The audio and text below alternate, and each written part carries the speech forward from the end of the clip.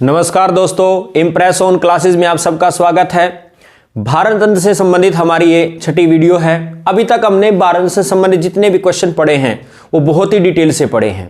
प्रत्येक भारत से संबंधित जितने भी पुरुष हुए हैं, महिलाएं हुए हैं, उनकी बिल्कुल हमने गहराई से नॉलेज ली है और उन सबको आप बारी बारी करके देख सकते हैं और वहां से जो स्टैटिक जीके के जो क्वेश्चन बनेंगे वो आपके एग्जाम में देखने को मिलेंगे। तो इससे पहले हमने पढ़ा था एपीजे अब्दुल कलाम के बारे में और एपीजे अब्दुल कलाम को 1997 ईस्वी में भारत रत्न पुरस्कार दिया गया था। यहां पर एक बड़ा ही अच्छा क्वेश्चन पूछा जाता है कि इनकी पुस्तक का नाम क्या है, तो इनकी पुस्तक का नाम है विंग्स ऑफ फायर।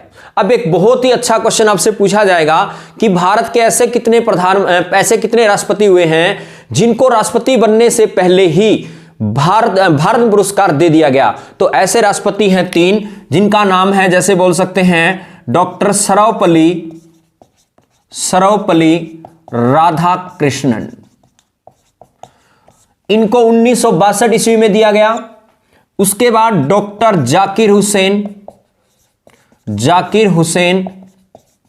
इनको 1963 ईस्वी में दिया। और अगर बात की जाए डॉक्टर एपीजे अब्दुल कलाम, इनको दिया गया था 1997 ईस्वी में। और यह क्वेश्चन आपके एग्जाम में बहुत बार पूछा जा चुका है कि अब तक भारत के ऐसे कितने राष्ट्रपति हुए हैं जिनको राष्ट्रपति बनने से पहले ही भारत पुरस्कार दे दिया गया। क्योंकि सर्वपल्ली राधाकृष्णन भारत के राष्ट्रपति कब बने थे, अगर बात की जाए तो 1962 में बने। अगर बात की जाए जाकिर हुसैन कब बने, तो जाकिर हुसैन बने थे 1967 में। और अगर बात की जाए एपीजे अब्दुल कलाम भारत के राष्ट्रपति कब बने, तो ये बने थे 2002 में। तो इस प्रकार आप ये कह सकते हैं 3 ऐसे भारत के राष्ट्रपति हुए हैं जिनको भारत रत्न पहले ही दे दिया गया था। अब बात करते हैं 1998 ईस्वी में। 1998 ईस्वी में जो भारत रत्न दिया गया वो दिया गया था जयप्रकाश नारायण। इनको दिया गया था मरणोपरांत। उसके बाद बात की जाए एमएस सब्बुलक्ष्मी, ये क्या थी कि संगीतकार थे, संगीतकार। और थर्ड की बात की जाए तो चिदंबरम सुब्रमण्यम, ये क्या थे, आप कह सकते हैं भारत के पहले कृषि मंत्री। और इन्होंने भारत में हरित क्रांति लाने का श्रेय भी दिया जाता है। अब बात करते हैं यहां पर एक एक के बारे में। जैसे सबसे पहले क्वेश्चन आता है कि जयप्रकाश नारायण का दूसरा नाम क्या है, तो जयप्रकाश नारायण का दूसरा नाम है लोकनायक। इसे लोकनायक भी कहा जाता है। इन्होंने संपूर्ण क्रांति का जन्मदाता भी कहा जाता है, क्योंकि 1975 ईस्वी में जब इंदिरा गांधी की सरकार थी तो उस दौरान इंदिरा गांधी की सरकार को गिराने का इन्होंने काम किया था और पूरे देश के अंदर संपूर्ण क्रांति लेकर आए थे। क्योंकि इंदिरा गांधी की सरकार देश के लोगों के लिए अच्छा कार्य नहीं कर रही थी, तो इसलिए उन्होंने, जयप्रकाश नारायण ने जगह जगह जाकर के हड़तालें करके लोगों को संबोधित किया कि ये इंदिरा गांधी की सरकार अच्छे ढंग से काम नहीं कर रही है, इसको पद पे रहने का कोई अधिकार नहीं है। इन्होंने कहा था कि जनता आती है, सिंहासन छोड़ो। इस तरह का नारा भी इन्होंने दिया कि जनता आ रही है, सिंहासन छोड़ो। उसके बाद जयप्रकाश नारायण के होते हुए यहां पर 1975 ईस्वी में इंदिरा गांधी ने, आप कह सकते हैं, भारत में आपातकाल की घोषणा कर दी थी। और इसी आपातकाल की घोषणा के बाद जयप्रकाश नारायण को जेल के अंदर डाल दिया गया था। तो इस प्रकार से जयप्रकाश नारायण एक समाज सुधारक भी थे और एक बहुत बड़े नेता भी थे। और इस जयप्रकाश नारायण को ही 1998 ईस्वी में भारत पुरस्कार से सम्मानित किया गया था। एमएस सुब्बुलक्ष्मी, इसके बारे में मैंने पहले भी आपको बताया था कि भारत की ऐसी 5 महिलाएं हुई हैं जिनको भारत पुरस्कार दिया गया है। लेकिन फिर भी मैं इसके बारे में कुछ और बता देता हूं आपको कि एमएस सुब्बुलक्ष्मी को 1974 ईस्वी में, याद रखना, 1974 ईस्वी में रेमन मैग्सेसे रेमन मैग्सेसे पुरस्कार दिया गया था। और अगर बात की जाए रेमन मैग्सेसे पुरस्कार कौन देता है, तो रेमन मैग्सेसे पुरस्कार आप कह सकते हैं ये फिलीपींस के जो राष्ट्रपति है रेमन मैग्सेसे, उनकी याद में दिया जाता है और 31 अगस्त को दिया जाता है। इसकी शुरुआत की गई थी 1957 ईस्वी में और भारत के पहले ऐसे व्यक्ति थे जिनको रेमन मैग्सेसे पुरस्कार मिला था, उनका नाम था विनोबा भावे। अगर महिला की बात की जाए तो महिला को मिला था 1962 ईस्वी में, जिनका नाम था मदर टेरेसा। और पुरुष की बात की जाए तो 1958 ईस्वी में किसको मिला, विनोबा भावे। विनोबा भावे को मिला था। अगर बात की जाए 1965 में जयप्रकाश नारायण को भी रेमन मैग्सेसे पुरस्कार से सम्मानित किया गया था। इसी प्रकार से अगर बात की जाए 1974 में, जैसे मैंने आपको बताया, एमएस शुभम लक्ष्मी को भी रेमन मैग्सेसे पुरस्कार दिया गया था। इसके अलावा अगर बात की जाए 1994 ईस्वी में किरण बेदी को भी शासकीय कार्य किए जाने के कारण इनको रेमन मैग्सेसे पुरस्कार दिया गया।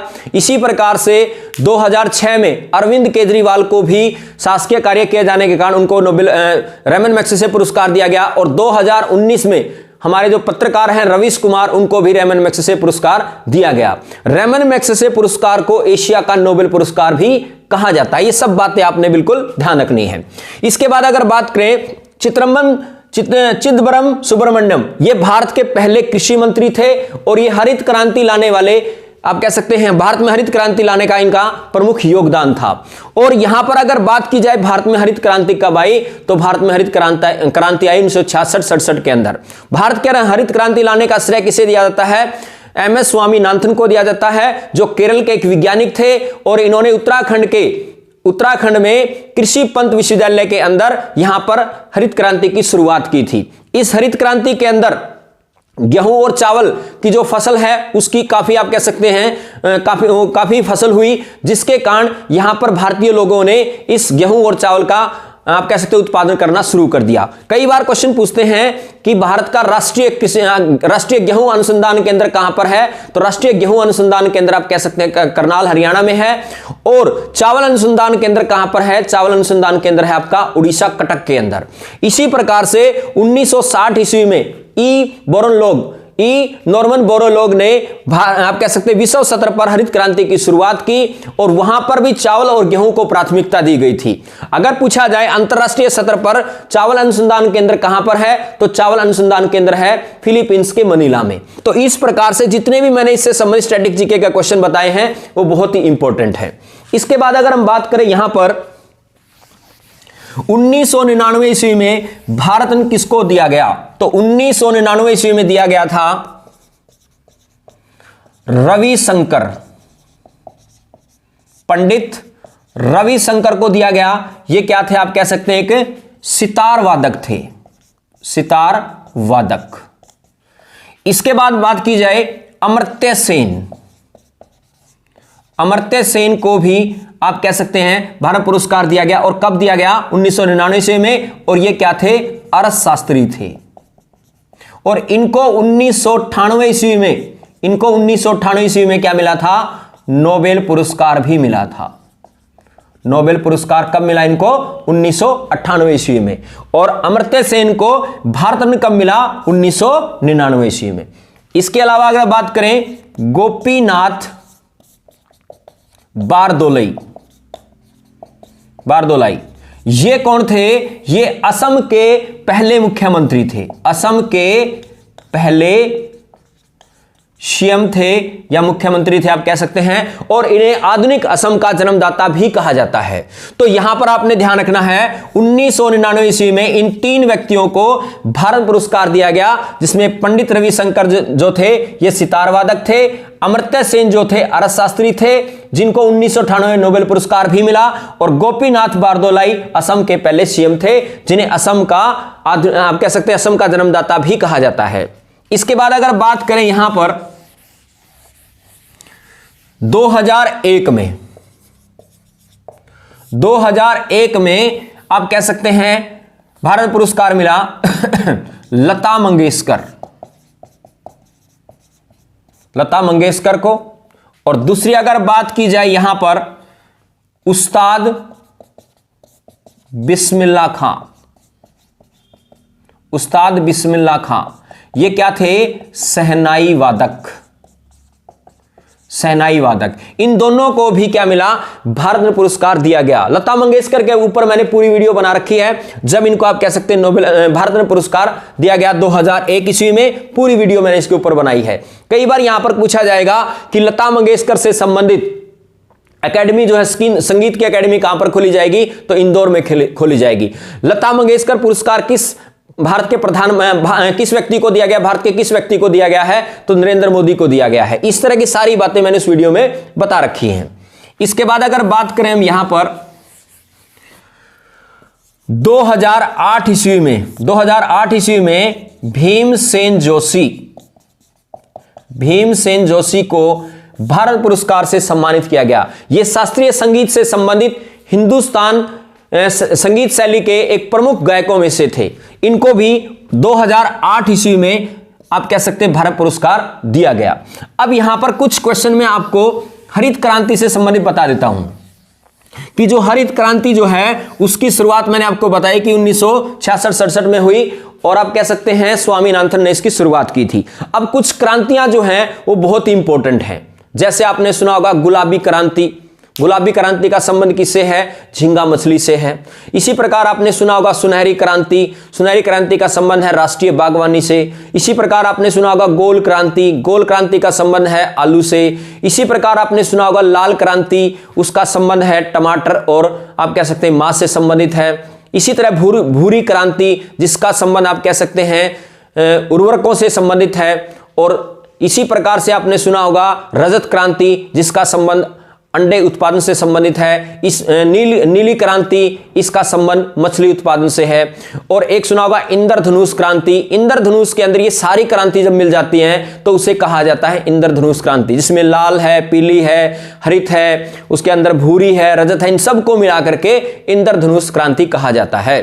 तो इस प्रकार से जो भी मैंने ये क्वेश्चन आपको बताए हैं, जो स्टैटिक जीके के हैं और भारत से संबंधित हैं, ये बहुत ही इंपॉर्टेंट हैं और बार बार आपके एग्जाम में पूछे जाते हैं।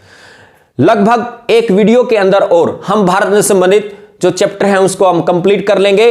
और जितने भी मैंने अभी तक की वीडियो बनाई हैं भारत के ऊपर, वो सारी की सारी वेरी इंपॉर्टेंट है। उनको आप बार बार रिवाइज करके देखें, क्योंकि जितने भी स्टैटिक से संबंधित क्वेश्चन जो बन सकते हैं, मैंने सारे के सारे क्वेश्चन आपको वहां पर बताए हैं।